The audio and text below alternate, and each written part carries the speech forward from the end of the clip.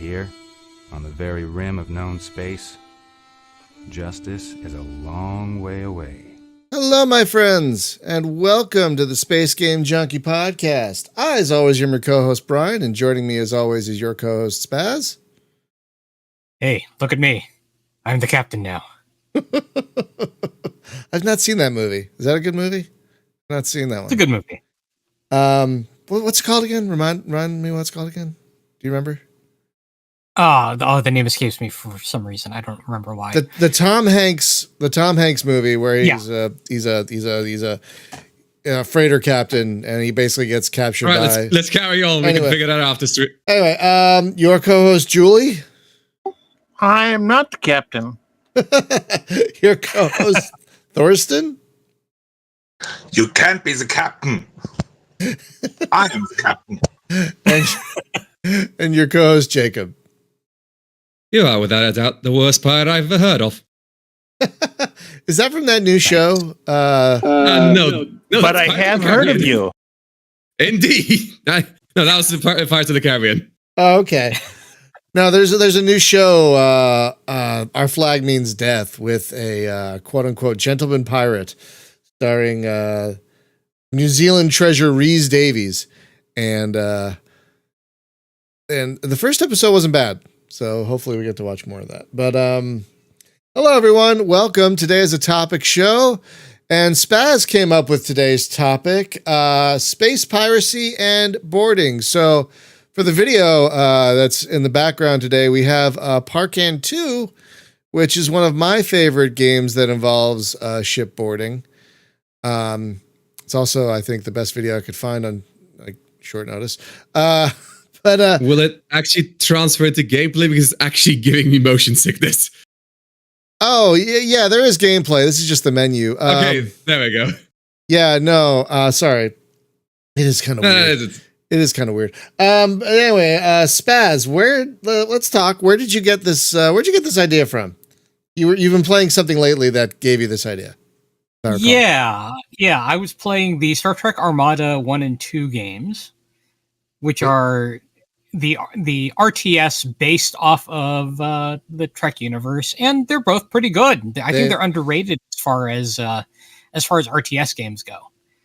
They're kind of dated, yes, but for their time, I think they were rather underrated. I also think, if I may jump in, that they came in late in the big RTS cycle of like the late 90s and early 2000s. So I think there was kind of a fatigue about them by then. Yeah, that's fair. Which might explain it. Because, God, there were a lot of RTS games back then. Yeah. And they also had the issue of not being StarCraft 2. Sorry, StarCraft 1 at that point. Well, that's also fair. But the big thing that caught my eye about them was the boarding mechanic, which is that if you can take down the shields of an enemy ship, you can send your people over there, your crew, and depending on your race, you have different abilities that you can use and different stats. For example, Federation Marines, not so great, but Klingon or Borg, they will decimate the other ship typically. Well, the Borg in Star Trek Armada 2 were designed as a boss enemy, so well, not just that. They were designed as assimilators. They've got ships that are designed for assimilating. So what they do is they'll run up on your ship, fire their assimilation beam, and then they will drain the crew from the ship, bringing it onto their own, assimilating them. And if the ship itself has a full crew, the remaining drones become drones for your global population. Brilliant. So you can crew other ships with them. Brilliant enemy faction design, by the way. Sorely underutilized throughout all of Star Trek: The Borg, but that's just me. Well, no, I agree with you. I do. But this is what shot my idea into the stratosphere, because, well, there's a lot of games that actually do use boarding as a major mechanic. In some capacity, yeah. Not all of them are piracy related necessarily, but it got me thinking about all these other games that use it and which ones do it well. Of which there are quite a few, thankfully. I always appreciate when a game includes boarding. I always do, because it doesn't have to. Like a lot of games don't they don't need it. Like a lot of space games, they don't need it, you know? So I always appreciate when a developer includes it, because it just adds an extra little fun little wrinkle. Who doesn't love boarding, you know? It's a good time. It gives you more options too. Yeah. Because in some games, your only option is to destroy the other ship. If you have the option to board, you can board the ship and maybe sell it as salvage, or depending on the game, you might be able to add it to your fleet, or you might be able to tear it apart for its technology and use that to expand your own. It depends on the game, but a lot of them do it well. Yeah, I'm trying to think of one that does it poorly as a counterpoint.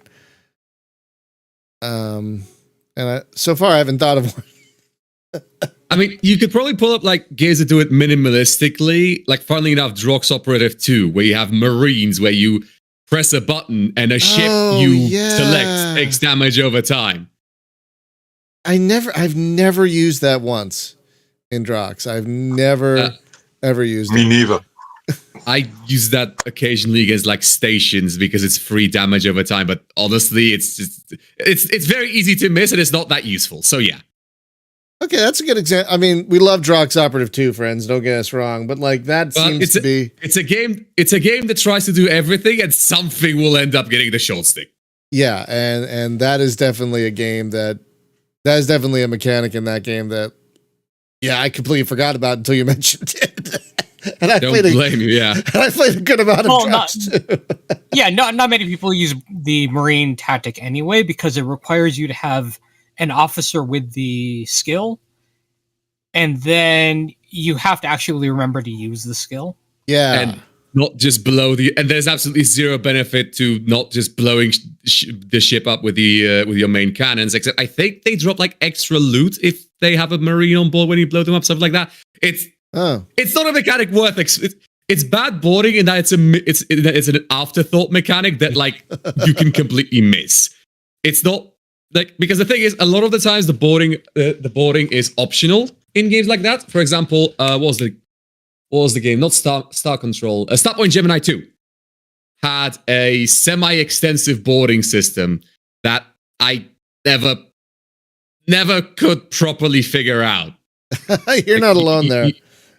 You have to get within X of a thing. You press a bunch of buttons, and then you have to press those buttons long enough for the enemy ship to possibly do something, and you have to make sure that you have a bigger number of Marines, that the enemy has a number of other stuff. And they've expanded that mechanic in Warlords, and they did it better in Warlords. But I'll need to play Warlords. It's really good. Warlords is their best effort, and no question, it's their best effort. What I wanted to say is there are a few games that do boarding in the same way Stellaris does ground combat.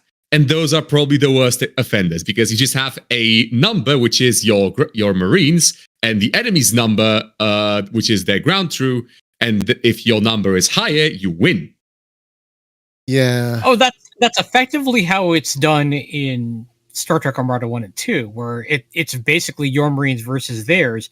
Yes, but there's also an RTS. Yeah.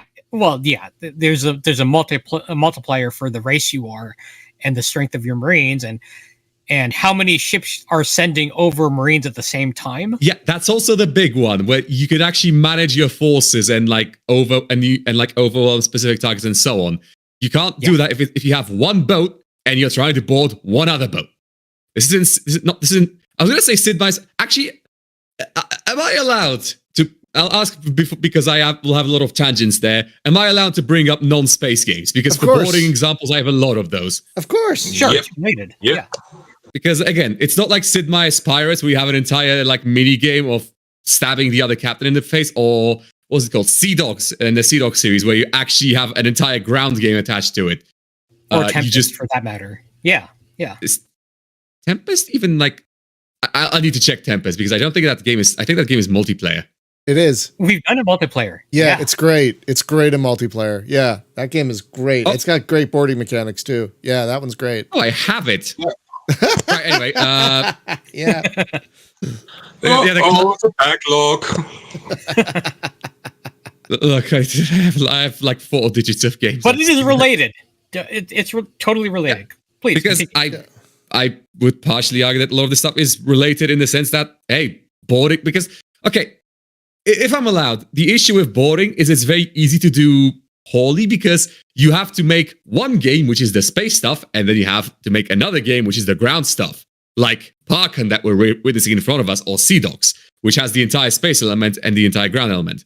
Or, for example, Starpoint Impact, something like that, the game that's like a CRPG but with a space element.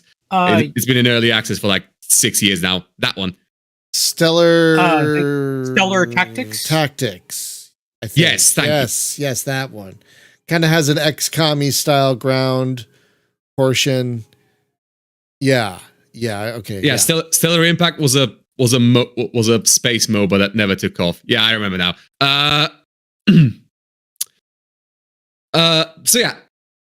So you wind up if you have 2 different games, you kind of have to split development between both and have to figure out a way to make them both fit without making one exponentially better than the other and leaving you with leaving you with 1 out of 2 games that you don't want to play. It's fair. That's completely fair. Yeah. Which is doable, but not easy.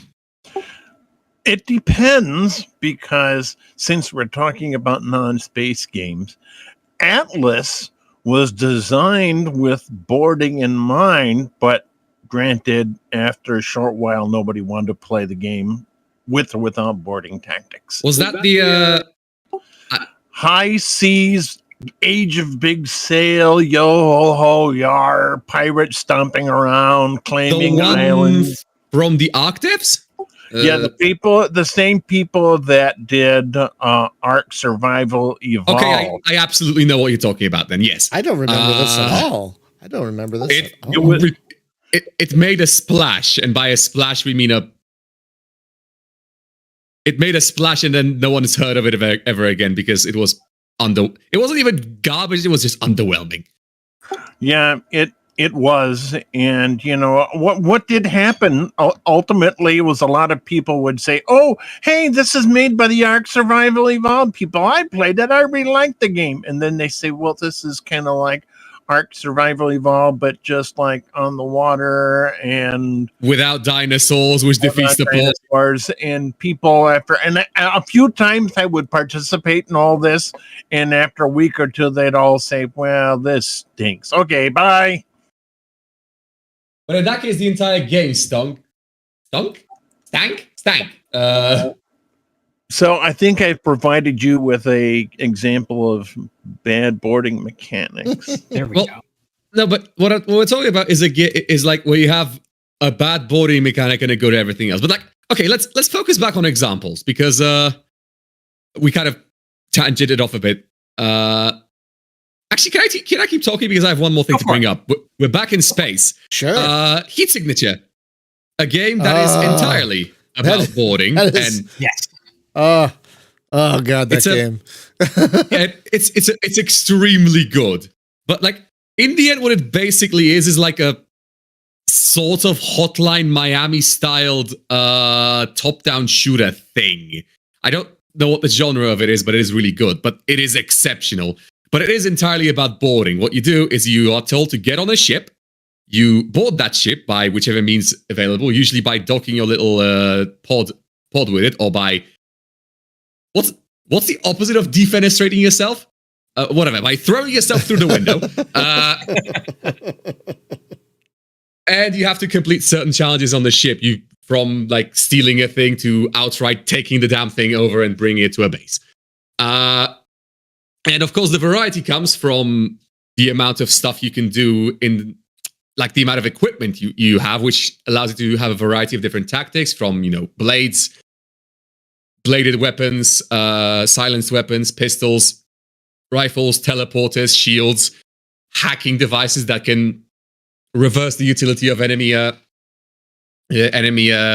devices. You can do all kinds of silly stuff, and you can straight up just be an action movie hero and John Wick yourself through an entire warship, cleaving people in twain left and right, and blowing them up with their own bullets by teleporting out of the way, and all kinds of other silly nonsense. There's also the time slowdown mechanic when you are doing certain actions. Yes, it's so integral. You can do a thing like you throw your wrench to hit one enemy and knock them out, and then teleport it back into your hand, throw it at another enemy, and then knock them out.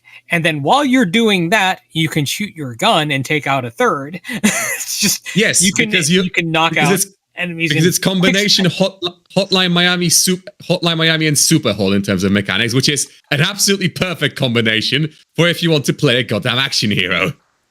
Yeah. And the stealth is great because you can play completely stealthy because some of your objectives require you to get through without anyone noticing that you were even on their ship. So no witnesses. Can. Yeah. It's a ghost modifier is what it's called. Get through without being spotted. Get through without any witnesses. And to do it takes a lot of work and a lot of planning, but it's not for the impatient. And of course, the game standout feature, the developer interesting signature. I mentioned defenestration earlier, and this is this is a slight tangent, but yes, suspicious developments, as the developer calls themselves, seems to have an almost fetishistic liking for throwing people out of windows. Yeah.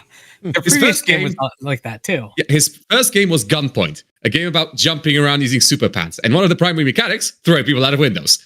There's Heat Signature, his next standout hit, one of the big mechanics, throwing people out of windows. And there's Tactical Breach Wizard, which is coming out at sometime soon. And one of the first things we saw is one of the trailers, and he reassured us, yes, you can throw people out of windows. I don't know what's with this guy in Windows. But he either really likes them or really hates them. There is something visceral about that, to be sure. Oh, just chucking someone out. Look, the Czechs liked it so much they made it a national tradition. So and they're usually onto got their head in the game. They're usually onto this sort of stuff. But yeah, no, Heat Signature is a good example of a game that almost focuses solely on boarding. Like it's not just a side mechanic. It's not an option. It's the game. It's the option. Yeah. It's literally the only option because, well, you have no other way of fighting ships. You are going through with a small escape pod sized vehicle and then taking them over because there's no other way. Yeah, that's what you do.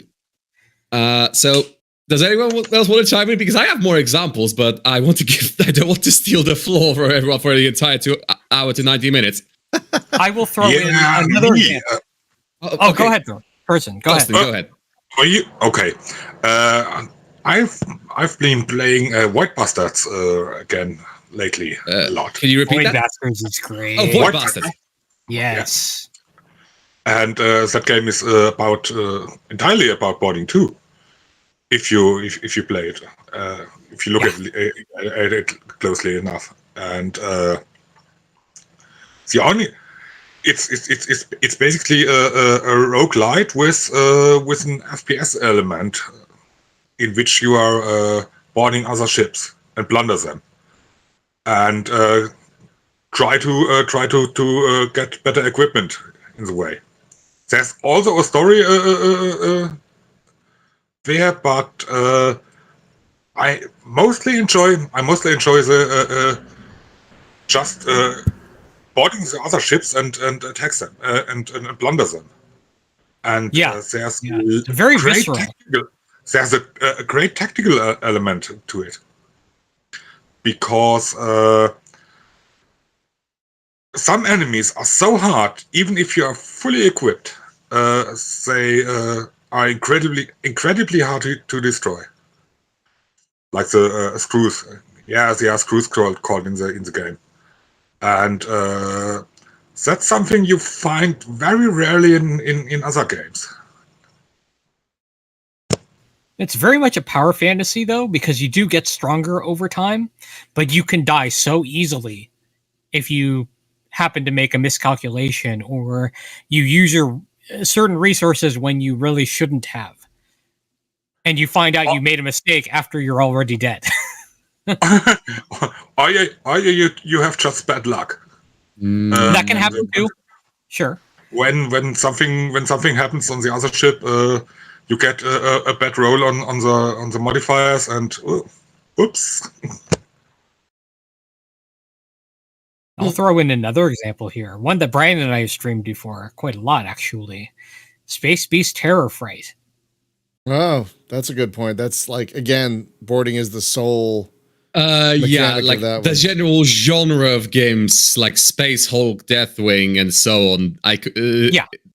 I don't know what the technical term for them is. I call them spacebar cleanup operations. To an extent, that's fair. The reason I brought up Space Beast Terror Fright is although you're not pirating this ship, you're there to destroy its core, but you are there to loot everything you can before you do it. Yes. Yeah, because you get those upgrades that permeate between one run and the next. Until you die. Until you die. So you progressively get stronger if you survive. Big if. A good game. Oh, it's such a great game. That is such a good game. I know there's a lot of people that would rather do their own dentistry with dynamite than play this game, but X4 Foundations also has a boarding mechanic. Oh, that's true. That's very true. There's different ways to do it, but basically it involves in how you stop the other ship without blowing it to smithereens, or find the ship floating in space, but basically involves sending over Marines that you won't actually ever see in the game. However, once the ship is stopped, what you have to do is get outside in your spaceship, fly around the ship until you see these little sparkly areas, which is supposed to be like an area where you can actually hack into the software of the ship, and then you can actually board the ship yourself and take over. There's no actual... It's a bit more involved, yes. Yes, there's no actual crew inside to shoot, if that's what you're hoping for, but you do get really nice ships that way if you can stop them without blowing them out of space, which is kind of hard to do. So Luke brings up an interesting point that I wanted to ask of everyone. Do you remember the first game you played that involved boarding? For him, it was Ultima 3. That's going way back. Wow. Well, in my case, that's an obvious answer. That would be Age of Pirates 2. Is that one of the Akela games? Is that like this? Is that like yes? Is that the sequel to Sea Dogs? Am I remembering that correctly? It's the yes. That is exactly what it is. Yes. Age of Pirates 1 was a sequel to Sea Dogs, and then Age of Pirates 2 was a sequel to Age of Pirates 1, unsurprisingly. Because they lost the license, I believe, or something. But something like, I don't care enough to, but I just know that I played that game a lot. Those are, I love Akela. I love Akela and their games. I love them. So I mean, Akela was the big thing here because they were a sort of vaguely, roughly Eastern Europe. I think they're a Russian developer, but they were in the area and they sold at like semi-affordable prices, and they actually had publishing deals with people in Poland. So we had actual localization. Oh, wow. Which that's a big deal. I'm going to bring up as a topic, by the way, but that's for later. That'd be an interesting topic. And good localization. That's actually a good idea. Now the problem is that would just be me rambling for an hour about my college major, and you Americans listening. Right, let's carry on. That's fine. For me, it was Pirates, the original Pirates, and in regards of space games, it was the one Luke brought up, Rules of Engagement and Breach, in that combination, which was quite an interesting concept. Two different games linked together. Yeah, if you owned them both, if you owned them both, you could totally do that, which was great. I think for me, it was also Pirates, the Sid Meier's Pirates. I played the hell out of that game back in the day, and the original or the remake? The original. And the remake. The remake Okay. was the remake was great. Like That that's was remarkably good, yes. That's one Yeah. of like I think the best remakes of an original game I've ever seen. Because like I'm willing to agree, yes. I Like- actually played that game again a lot when I was like 12 or 13. it holds up too. I played it a few years ago just on a lark, and it holds up. Exceptionally well. It is Yeah, a really good game. It's got a I lot. just It's got a played it a couple of weeks ago actually. Oh really? And it just it, as you said, it really holds up even It's today. got a ton of gameplay variety. It's like I'd argue it's exceptionally good. In fact, do I have it on Steam? Everyone Yes, does. I do. Yeah, I think Let me- everyone does at this point. Let me just reinstall that. Thank you very much. Which, by the way, so far you've queued me up to play Pirates and Parkin 2 after this because I discovered that I've last played Parkin in 2014. Oh, I love Parkin 2 so much. I need to play it now that I've. It's such a flawed gem of a thing, but I love it so much. It is perfect Eurojank, and I understood that even at 14 years of age. Oh, it's such pure Eurojank. It is such a Eurojanky game, but I love it so much. But yeah, to go back to Pirates for a second, like usually when they remake a game, there's something missing. You know what I mean? Like you can't capture lightning in a bottle twice, but I think with that one they did. Like Mostly because they kind of just recreated every mechanic from the original game in a PC accessible format, both visually and also gave the game very much its own style. Like it is very whimsical Pirates of the Caribbean sort of. it's so whimsical. You get the idea. It is so quite literally. You quite literally go back and forth between killing scoundrels, courting governors' daughters, and taking over forts within the span of literally an hour of gameplay. Yeah, and it doesn't waste your time. That's a great thing about that game. It does not waste your time at all. You're always doing something fun. It also does an interesting thing with difficulty settings. Can I just like literally go on 2 minutes tangent?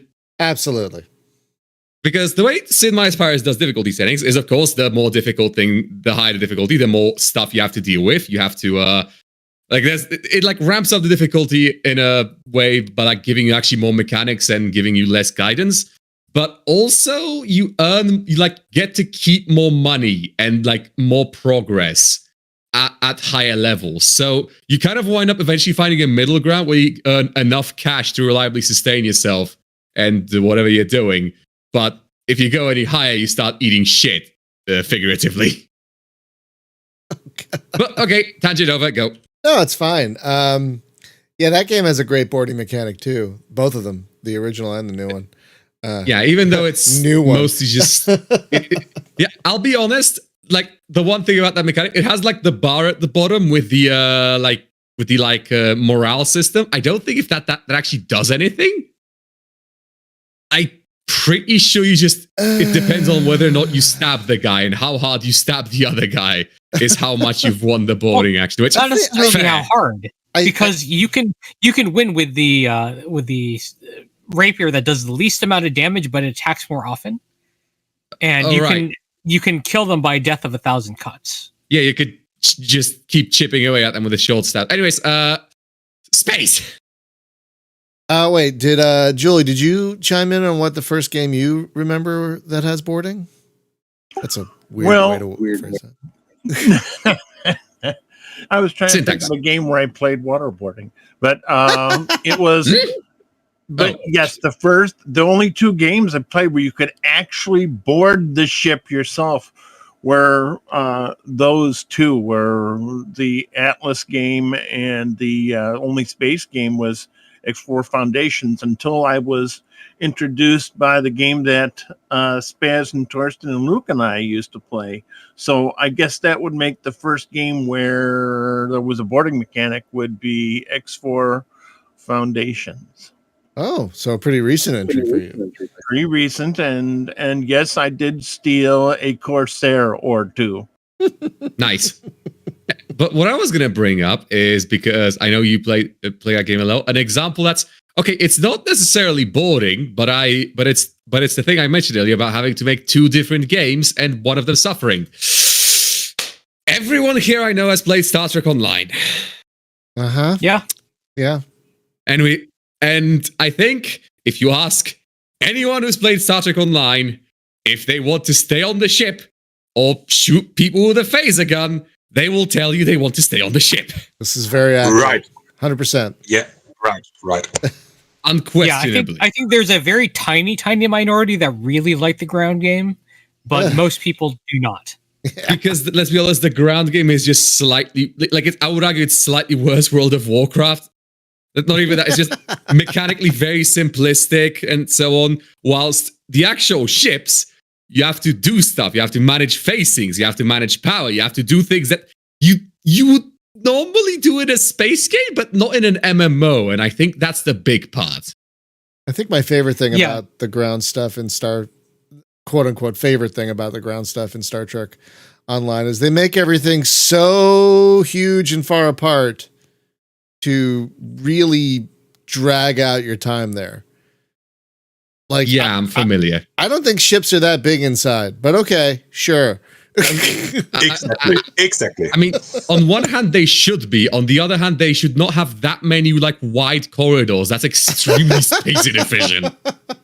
The ground game in Star Trek Online reminds me of what somebody described the Revolutionary War about. And they said, okay, all the British soldiers wear red and march down all the middle of the field.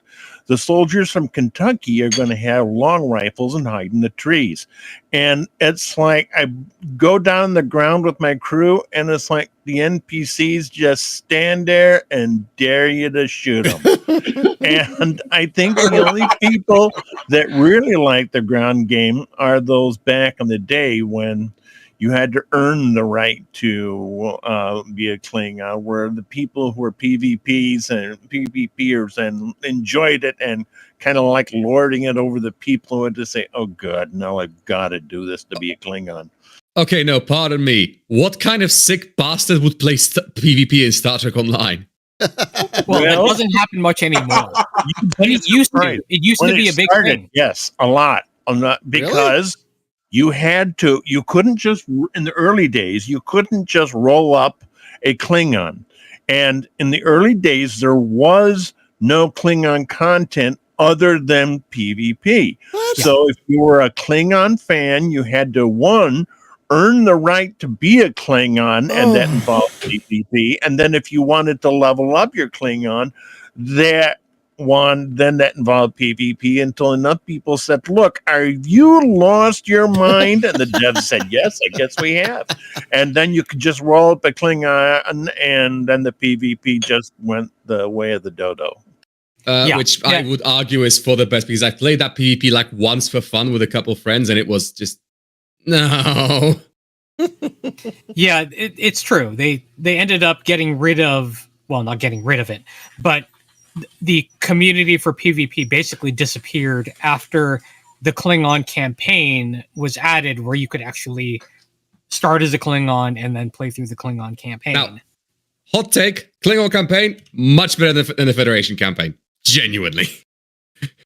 That's my opinion. Yeah. I would say that there's some great stuff there. And then once they got to the point where the two merged, where you could start going and playing the cross-faction content. Yeah, I think then post level 50? Yeah, it got much better. But yeah. So Star Trek Online. You made two games, one of them suffered. Try to shove them into one. Don't do that unless you know what you're doing. So especially here's a good not example. in MMO. Yeah, here's a good example of having those two seem like separate games, but then making both work. Star Traders Frontiers. The crew combat is a lot like Darkest Dungeon. Yes, which is fine. It's not an unfair comparison, but it also works because it's a good alternative to the usual tactic of just blowing up the other ship. But they also use it for ground combat as well. And it works well because you have to manage your morale of your team. You have to keep them alive. And you can lose crew permanently if things go badly. Yeah, and it was a massive upgrade over over when I played back in the day Star Traders on Android, which yes I did because it's really good actually. It's Star Traders on Android. The original Star Traders, yeah. Oh, it's still good. It's a great game. Yeah. Yes, but the boarding in that game was you press the board button when at close range, and you keep pressing it until either you or the enemy ship stop. Yeah, that's fair. That's completely fair. Now, admittedly, the depth, of course, came from the ship design and the 700 quadrillion options you had to upgrade it. If you wanted to make your ship good at boarding, you absolutely could. You could add assault shuttles, you could add extra barracks, you could add all kinds of stuff to make it better. But the actual boarding gameplay was pressing one button. Yeah, and they improved upon all of that in STF. Customization plus boarding, and making that a full thing. Yeah, for Star Traders Frontiers. And that feels like two different games melded together very, very well. Especially when you are a boarding-focused captain, because you can do... Oh, it's a fun combination. I use it a lot. I just wanted to say that it's exactly that. If you focus on boarding with your characters, it's an amazingly fun experience, in my opinion. Yeah. You get a fast ship, charge in, take a little bit of damage, but you just get in very, very close, and then you board repeatedly until you get lucky and either hit their captain, or you kill enough of their crew that they just surrender, and you can win against odds that would otherwise destroy your ship outright, just because you charged in and boarded. And you're really good at boarding, because otherwise the bigger ship probably has more troops on it. And more stuff that can tear you up. But yeah, this is an interesting example, because STF is another game that does a lot of stuff, but it does a lot of it good. And part of that is because the Tracy brothers are incapable of sleep, and this is true. We wonder if they're cyborgs, because they don't sleep. And part of that is because they had a surprisingly in-depth game in Star Traders on on Android and iOS, which again I have played extensively, and since we've started on the topic, I will keep talking about because I really like it. No, it's there. We will never stop talking about our love for the Tracy Brothers games. No. So, yeah. Yes. But yeah, the original Star Traders, just I sunk so many hours in it on Android, because it was an Android game that you could play anywhere, and it was extremely simple, and it was extremely up my alley, even as a middle schooler. It's got a lot of varied gameplay too. It's a really great top-down elite style game on Android, basically. And it also had a ton of character. It was not generic stuff. Okay, it was mostly Dune, but mostly Dune is still having character by modern sci-fi standards. Fair. Right, fully agree. And the evocative descriptions of spice holes and the insides of ships, and how the captain always seemed like this eternal being, because they kind of were, because of all the fancy medtech they had access to. And how you had ships with literal hundreds of people on them duking it out. And how you had to sort out mutinies, because you could piss your crew off so much, they would just go, "Hi, we're taking over." And mostly if you're out of fuel, which was water, because you're running on hydrogen. And solar sails. More sci-fi needs solar sails. That's Shogun's sixth hot take on the podcast. More sci-fi needs solar sails. It's not a hot take, because we agree. We agree. That episode of DS9 with that solar sail ship is one of my favorites. Such a good episode. Solar sails are an objectively awesome aesthetic, and they should be utilized more often. Agreed. Absolutely agreed. Maybe that'd be a great podcast. Why isn't this used more? Or have we already done that one? I don't know. Well, we've done specific mechanics that haven't been used enough, or that we think they haven't been used enough, but that's I feel one we can explore. A topic about the staleness of maybe not the staleness of sci-fi, but under and overutilized tropes in sci-fi writing would be good, because if we're not talking about games specifically, we're talking about writing. If we're talking about writing, then that's a different topic altogether. That's true. So here's a good example of a game that has a risk reward mechanic involved with its boarding, and a lot of them do. That, don't get me wrong, but this is one that did it really well for the time in which it was released. Starfleet 2? Was it Starfleet 2? Oh, different. Is Starfleet 2? Are you sure it's not Starfleet 2? Because I do want to talk about Starfleet 2. Well, that one, yeah, we'll get to that. We will get to that. But the one I'm thinking is a game that. Hold your horses there. But Starfleet 2 though. It absolutely did. Guys, what are you implying now? Consider that this one was also released during the space game drought before you started the channel. Which one? That doesn't narrow it down. Star Sector? No. It's a game that I actually got to be a closed beta tester on. Oh. Space Pirates and Zombies. Yes. And that's bingo. That's bingo. Yeah. So I was that was the first game. So this is just a little bit of trivia. This was the first game in which I was actually asked to be a closed beta tester on. So I got to test it before it went on to Steam, a couple days before the Steam release.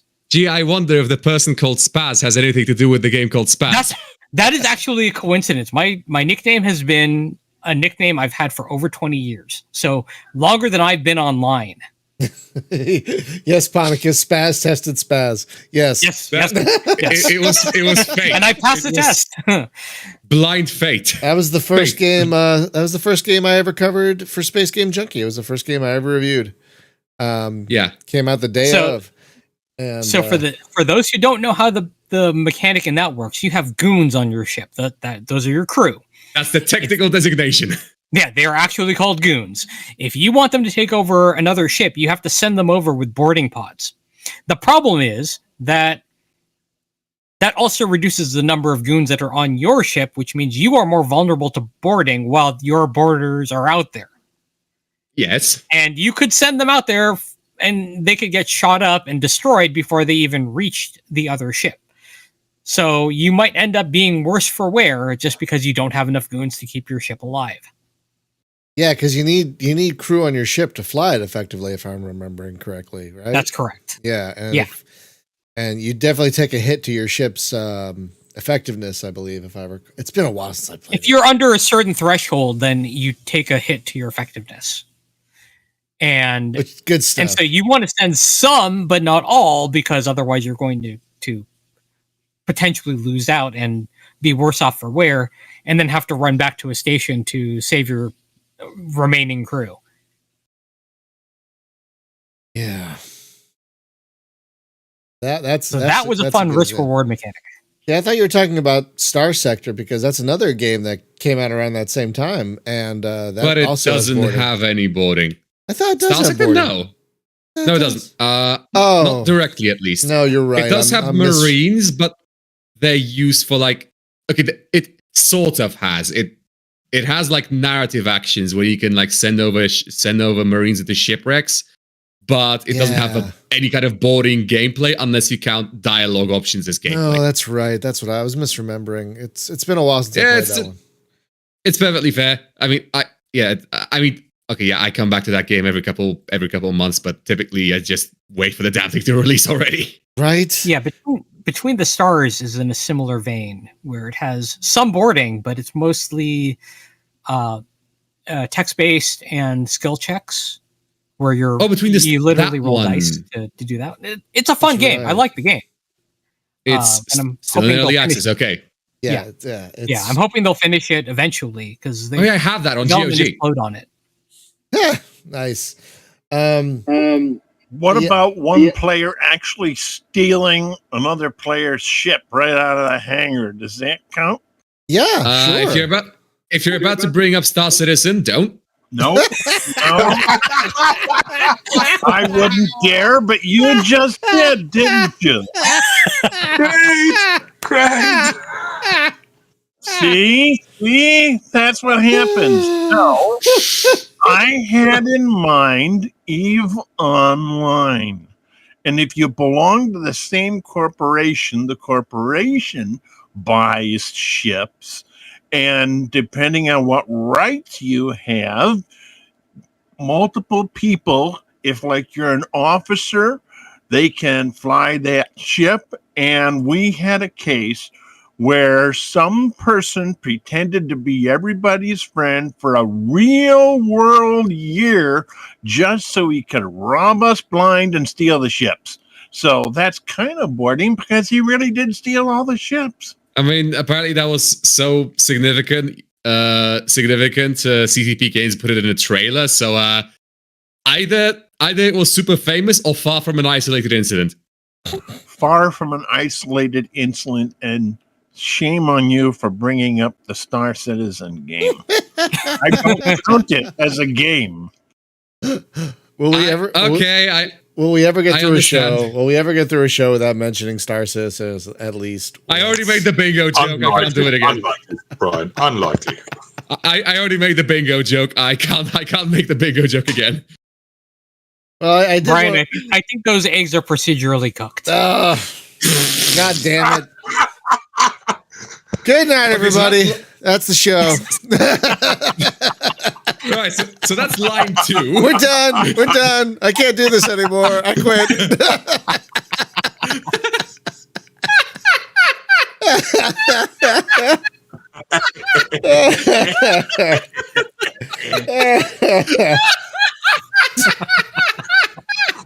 God damn it.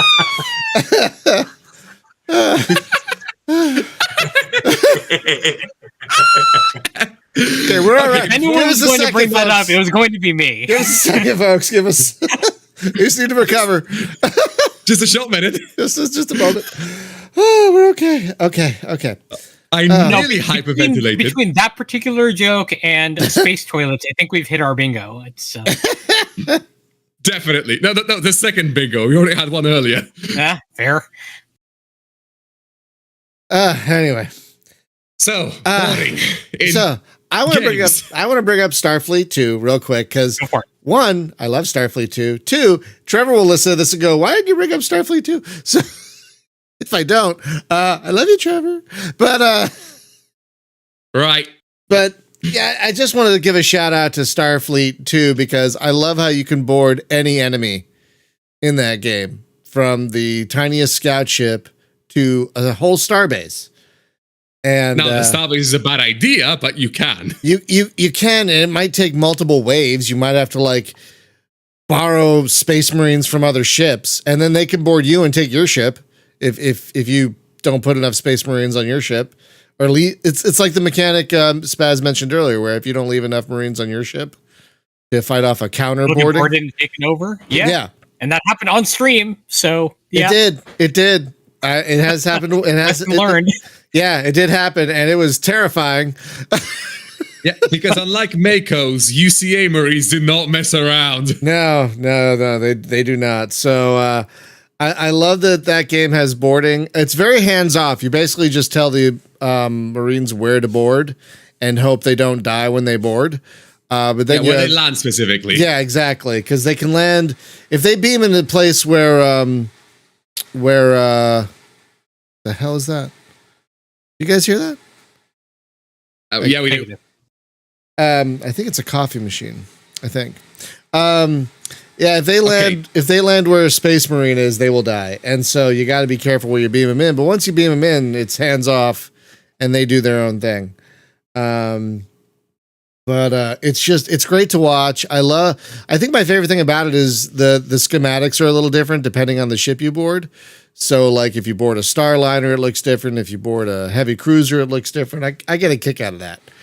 And it's the upside of ASCII graphics. It is relatively easy to make like simple maps like that at a rapid pace. Right, exactly. And then leaves room for good AI and whatnot. Yes. And they can only go in 4 directions and shoot. How hard could they be to program AI for that? Exactly. But it's still pretty good AI, I think, especially for a game of its time. I do love how the Starbase map takes up like the entire screen because it's just such a big thing. So yeah, I just wanted to give a nice shout out to Starfleet 2 for all it has. It also has boarding, and it does it pretty well for a game from 1989. I think. Yeah, I don't know if I don't know what it would be like if you could manually command your Marines. That'd be kind of insane. Like that might be. I feel like it would be too much. overwhelming. If I think it'd be anything, too and also much. way too much programming. Yeah, I think that game does a good job of not being too much at any given moment. Arguably, except for the ground combat, because what the hell? Oh, yeah. Planetary Invasions are basically its own. It was actually spun off into its own game. They were their own game. Yes, that's the issue. Yeah, and it's very complex. It's a very complex, well done strategy game. Really. Actually, I loved Star Legions. It's as a separate game. To be honest. Yeah. I need to play more of it. I know. But and I would love if Trevor would bring it to Steam one day, after Starfleet 2, of course. We are talking about that. We're talking about bringing Starfleet 1 Deluxe to Steam and maybe Star Legions as well. No, I think isn't Starfleet 1 Deluxe like much simpler? Like, because isn't that game basically, what was it called? There was that one like text-based like DOS game of Star Trek where you just like you were just on the Enterprise and you had, like were running around a bunch of systems and your objective was blow up X Klingons. Yeah, it's a I think it's like that level of. I think it's that level of complexity. It's a little bit more complex, Starfleet 1, because there is some shipboarding and there is some stuff with planets, but it's not anywhere near as complex as 2. But Starfleet 1 was definitely more in line with that text-based Trek formula that started in the 70s. Coincidentally mirrors 1-to-1 the history of the Starfleet Academy series. Oh, really? Because you had Starfleet Academy, which was the Federation game, which was kind of meh, and then you had Klingon Academy, which was really good. Oh, that's true. Yeah. No, Starfleet. The FMV Starfleet Academy game. I need to still figure out how to track down a copy of that thing because I need to play it. It's on GOG now. Okay. That changes that. Never noticed that. Okay. Yeah, the Star Trek collection on GOG is very inconsistent. For some reason, they have Starfleet Academy, but not Klingon Academy. They have Starfleet Command 1 and 3, but not 2, the best one. So, which also don't those also have boarding? I think those also have boarding. Come to think of it, they do. They do have a boarding mechanic where you can send your Marines over to disable systems. But and they can actually capture the ship too. That is also a thing. That's right. Yeah. So kind of bringing it back a little bit, but GOG definitely has an inconsistent collection of Star Trek games, and that is definitely one of the highlights. I don't see Klingon Academy on here. Starfleet Academy. They do not have. Sorry. Oh, okay. They have Starfleet Academy. They don't have Klingon Academy. Right. That sorts that out. Sorry, got excited there. Oh God! If they had Klingon Academy, I would plots 100%. Oh my God! What were you gonna say, Julie? I've got one nobody has brought up yet, and probably because I will admit to playing Switch, and I know Brian will occasionally admit to playing Switch. But there's one called SteamWorld Heist, and it's a 2D game, and it's kind of like cartoony characters, but like cut out like Paper Mario, right? I play that. And it's like robot captain, and they're pirate, and they're a smuggler, and occasional pirate, and they're robbing ships and taking over ships. And it's made by Image and Form, but more importantly, it has music by one of my favorite composers of steampunk music. It is Steam Powered Giraffe. And these guys heard play in person. And once you kind of get used to the style of the artwork, it's kind of like, wow, I didn't think I'd like a 2D game, but I love steampunk and spaceships and pirates. What's not to like? Two things. One, play Endless Sky. And two, excellent choice bringing that one up. It's really good. Yeah, I'm a big fan of the SteamWorld games. I've only played the first one, which I liked. But yeah, another tangent, Endless Sky. I didn't realize that had boarding. Great game, by the way, totally free. I think it's another one of those you fly up to a thing and press a button. There's one that hasn't been mentioned yet, but it's in that vein of going up to a derelict and looting what you can from it. 30-30 Death War. Yeah. Mm-hmm. Yeah. That's it's technically boarding. It's just that the ships you're boarding are long abandoned. Yeah, you're boarding derelicts. I mean, sometimes you'll find someone alive in there. Sometimes. Folks, if you're listening to this and you haven't played 30-30 Death War, what the hell are you doing? Go get it today.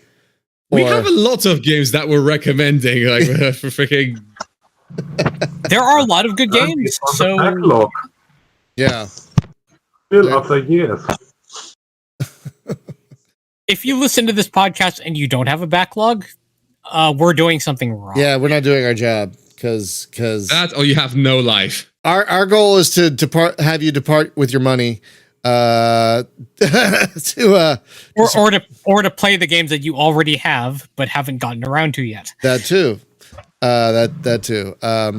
We are sadly far too good at that. The old arcade game Xenophobe. Oh God, that's right. Yeah. Was that the one that was also on Atari Lynx? Hang on. I don't remember if it was on the Lynx, but it was an Atari game. There was a Lynx game that was Xeno something. No, Xenophobe. Yeah. Xenophobe was on the Lynx. Yeah. Okay. Yeah. Yeah, I played the hell out of that on the Lynx. This is way beyond me. Oh, this came out in 1992. But also it's an arcade game, which I don't know anything about. Well, the thing about this particular game is it could be played in split screen co-op,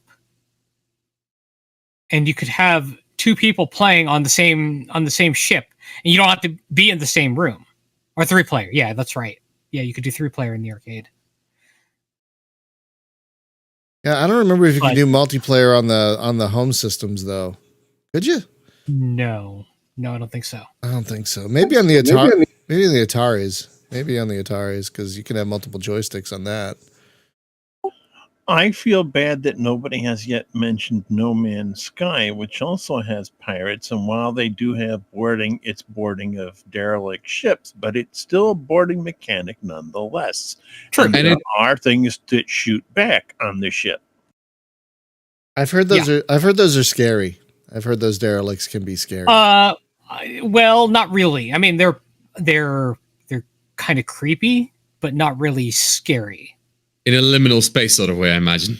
Yeah. I mean, what happens is as you do the boarding, the ship layout for every system that you can warp into, it has a defined layout, and then as you repeatedly attack that ship, that derelict ship, it gets progressively harder, more defenses, more aliens that you can fight.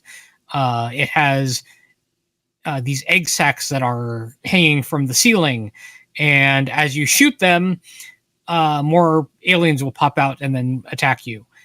Or you can just kind of try to sneak your way back there. Yeah, it's a fun mechanic, but it's more creepy than scary. Luke brought up Duskers. That's a very big sort of, because you're not boarding anything. You're sending in drones to do the job. Still a creepy ass game though. Creepy ass game. I'm ashamed I didn't use it as my quote. It's not piracy, it's legitimate salvage. Fair. Legitimate salvage. Don't come with legal issues now. Please. So please. Do the derelicts on No Man's Sky, are the aliens, they're not like face huggery or anything, right? Are they aliens that you think I can handle? They run around and then they shoot at you. They can crawl on the ceilings, but they still shoot at you rather than try to jump at your face. Okay. So it's not like face huggers. You could handle it, it should be fine if you were to attempt to do so. It shouldn't trigger your anxiety. Okay. As I said, it's more creepy than scary.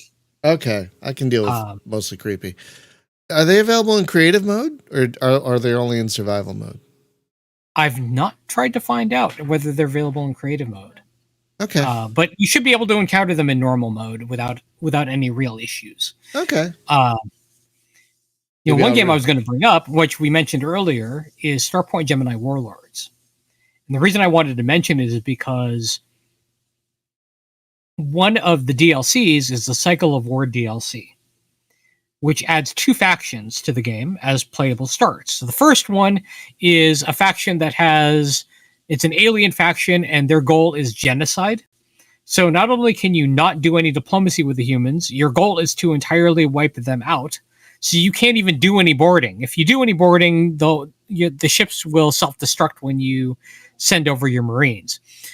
The other one is a pirate faction, and boarding is their primary mechanic for gaining new ships, which is a complete flip because normally you buy ships to add to your fleet. But as a pirate faction, your main way of adding them is by either A, boarding the ships in combat and then taking them over and then bringing them into the fleet that way, repairing them up, or you go to the spaceport prisons that are all scattered around the map, and you, I'm going to say, quote unquote, liberate their captives. And then when those prisoners are released, they bring a small fleet of the ships that have been impounded, and those join your fleet. So that's the other way to get ships into your fleet. Legitimate salvage. Legitimate salvage, yes. Liberation salvage, so to speak. I'm really mad that it took us 1 hour to make that joke. From me specifically. Got another one nobody's mentioned. Nobody's thought about space engineers. I have boarded stolen. Please don't mention this game. Oh no. Yeah, it depends on who you're playing the game with. That's if you're probably playing true. with a great bunch of people who mod in a bunch of great things, I have boarded and stolen many NPC ships in Space Engineers. A lot of fun, big challenge. Just get out there in your spacesuit, grind your way into the ship, take out major systems, hack into their computer and steal this ship. Great fun. Got to do it by yourself or with one other person. No Space Marines, and a real challenge, especially if it's at speed. True. Okay. Imagine 2 trucks driving right next to each other, and you have to jump out of one truck onto the other. Wow. And you have to make your way underneath the truck from axle to wire until you get to the main compartment. And at that point, yes, there is an actual NPC pilot that you can say, okay, this is my ship, and blast him with a laser. So that's the most challenging boarding mechanic I've ever done, when it was just me and a bunch of real bad NPC pirates who want to shoot you with guns and turrets, and real challenge. Yeah, I didn't know that. I didn't know that was in Space Engineers, nor did I know it was good at something. I'm sorry. I'm glad to hear it's good at something. It depends on who you're playing the game with, yes. But like most multiplayer games, people kind of lose interest fast. So yeah, I played with other people for quite some time and had fun while it lasted. I wonder if those Space Engineers adjacent games like Empyrean or Interstellar Rift have boarding. I have no idea. Oh, you guys didn't mention Pulsar.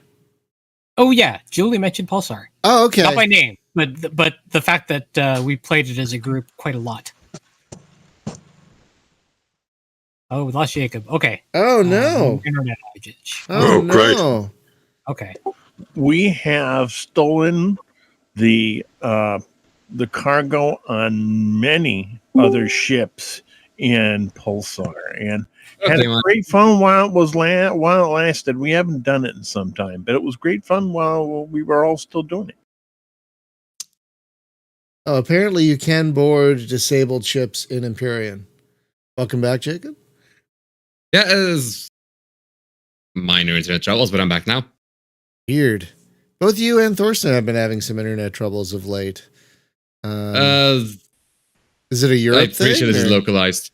Okay. I doubt it. I mean, it might be ping. It might be connecting to this thing set to US Central. I have no idea, but it also could be. Yes, it is. But Discord was also having issues yesterday as we record this. So, Yes. anyway.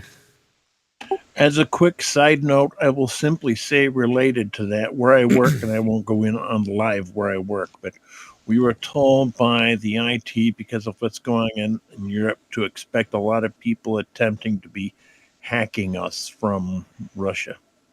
Cool. And it's happened. Oh, Yeah, that's entirely thing. like how? They've been doing that for. Never mind.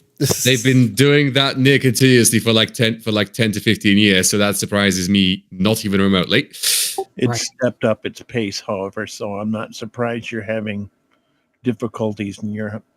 I wouldn't be surprised if there's like mass DDoSes going around in the area. Yeah, it's been messy. Well, whatever. That's not relevant to the topic at hand. You don't have to be surprised. That's the only thing I say about that. It's happening. Well, are there any other games anybody else wanted to bring up? We are still not totally finished with Pulsar in my opinion. Oh, okay. Go ahead. Because it's a hell of a fun if you go onto another ship in this multiplayer game. I seldom had a similar experience in other games, even in dedicated shooters like Angels Falls First or something that I had with Pulsar in this regard. Battlefront 2. I knew I forgot something. Yeah. Yes. Yeah. Battlefront 2. Okay. Battlefront 2. And by association, Angels Fall First, since it's a And by Battlefront 2. association, It's trying to be a modern Battlefront 2. and it's working, except it just has no player base, but it's working. And yes, Apparently- I wanted to bring it up. Apparently, they're still working on it. FYI, I talked to them on their Discord recently. They're just being very quiet about it. But Yeah, they're still working very hard on it. Apparently, so good. 100%. It's really great, executive, like it's that genre of games: Battlefront 2, Executive Assault, Angels Fall First, like multiplayer, multi-crew, space to ship gameplay stuff. Yeah, I was going to bring up Executive Assault 2. It wasn't on my list in our pre-chat, but yeah, I had that on my list as one where the boarding is really cool. Didn't it just get a major revamp? Didn't EA it? 2, I have no idea. I think it did. I don't recall offhand. I think it just got some kind of major revamp that makes it even more fun. Apparently, I'll have to go. Oh yeah, it got look. asteroids. It got actual base building now and ground combat on the ground. I just checked the Steam store page. That Right, was right, exactly okay. That was mid-December last year, so recent. Yeah. I just I haven't revisited since then, but that was a big change. That was a big addition. On top of the spaceport and stuff they're already doing, so that's pretty great. I just wanted to say, when Spaz brought up the topic of this show, and because the boarding mechanic has always been so far from my mind, even when I played space games, I said to myself, I've never played a space game with a boarding mechanic. And then Torsten and I were talking while we were playing a game, and he said, what about this? What about this? What about this? And I said, yeah, I played a lot of games with a boarding mechanic, one way or the other. Because Even if you didn't necessarily use that mechanic because of whatever reason, it was there. And how about people blowing my ship out of space in EVE Online and stealing my cargo? They didn't board me. They just blew my ship up. Does that count? That counts as piracy. Yeah, that's definitely piracy. Piracy by another player. Yeah, it's definitely piracy. Not boarding though, I guess. Can ships get boarded in EVE Online? I don't think they can. Can they get boarded on EVE Online? not per se. By technicality, one player can eject out of into their pod, and then another player can take it. But it basically never happens because you have no reason to eject out in the first place. Pretty much ever. The closest it ever comes is if you're in the same corporation, somebody can actually steal the ship, but they can steal it out of the hangar. But yeah, like you said, if somebody ejects or if they're out of their ship to start with. Yes. Okay. So it is. So while maritime theft is technically piracy, it is more theft than piracy. Now, there's one that Brian and I streamed a while back that released in went into full release more recently. And yes. It's a battle simulator. Yes, that was very good. That was good. Really, really fun. Very multiplayer focused, but so it's not like open like Pulsar, but it's more arena based. But still, that was quite a bit of fun. But boarding is a major mechanic because if you can get a crew over to the other ship, you can actually destroy it from the inside by weakening systems or setting them on fire, killing their crew so that they can't do repairs, that sort of thing. Yeah, that one was really good. Because I'm apparently a lot of examples. FTL faster than light. Yep. Yeah. And that's a great one with boarding. Forgot about that. You get to you get to add a teleporter module. In fact, one of the ships starts with it, and you get to. And if you take over a ship intact with an asterisk, you get more loot. Now, to that, I'll mention that there is a multiverse mod for FTL. If you've not played FTL with a multiverse mod, it adds literally hundreds of ships to the game that you can play and unlock. It also because why not races. Go for overkill? Oh, it's great. Oh, it is so good. It is an amazing mod. And it's probably one of my favorite mods for any game, just because it adds so much replayability. What about when your company commander comes over to the S1 section in the middle of the desert and steals something out of your tent, even because he can? Does that count as boarding and piracy? Is it a ship? Does he steal your yacht? Or an equivalent thereof? I think that's the chain of command. I think that's what that is. I don't think that's. I was in the. We were, the desert gets really cold at night. Also, I don't think there are many ships in the middle of a desert on average. Like ship of state. You should play Deserts of Karak or Heavy Gear. Heavy Gear. Yes. There are ships in the desert. True. Also in Borderlands. So to answer Luke's question about For the Warp, which Brian and I streamed, but we'll have to put the video back up eventually. That does not have boarding because it doesn't really fit with the way that they designed the game. So it does not have boarding, but it has very fun ship combat, which is very FTL-like. It's just without the boarding mechanic that you would normally see in a game like it. But that's okay. It's its own thing, and it does it very well. I think so far, if I may just interject, I think it's the best refinement of the FTL formula we've seen to date. I would agree with that. Yeah. I mean, nothing against FTL, but it's kind of created its own subgenre. and yeah, the multiverse mod I mentioned for FTL it's amazing. It really is. And if you own FTL, which pretty much anyone listening to this podcast already does, I think everyone does at this point. Yeah, I don't think. Yeah, then you should get that mod. It's not that difficult to install, and it is so good. But I would also agree that For the Warp is a good refinement of that formula. Yeah, it really is the best refinement of that formula to date, I think. Anything else, or should we start wrapping it up? Yeah, I'm out. I'm at this point out, and Yeah. but then again, I have been kind of hogging the airtime this podcast, haven't I? You know what? I think we're all going to come on topics where some of us have more to say than others, and that's fine. That's fine. That's why there's 5 of us. Because we all have different someone will eventually wind up with something to say. Exactly. Exactly.